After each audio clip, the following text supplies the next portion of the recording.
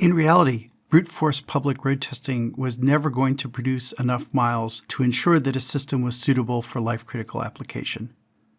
To understand that, we have to think a bit about the number of miles that would take to prove that something is safe enough.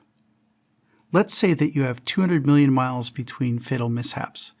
That's about twice as far as the number of miles between fatalities in the US, but those fatalities include impaired drivers and other issues.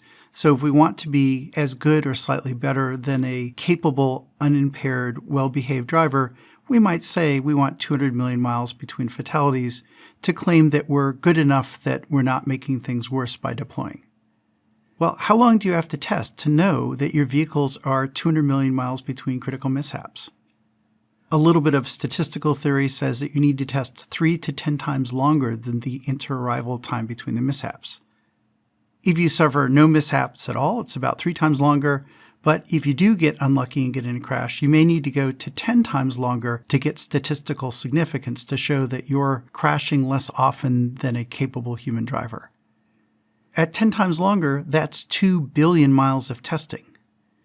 2 billion is the kind of number that has enough zeros it's hard to wrap your mind around.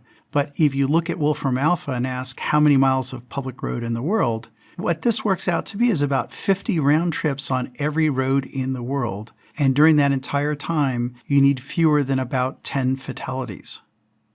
That's a lot of driving, and even for the resource-rich companies that have embarked on this project, that's still an unaffordable cost. And don't forget, the answer might be you're not safe enough. What if it turns out your vehicle is not as safe as a human driver? You get to fix the problems, reset the testing odometer to 0, and do another couple billion miles.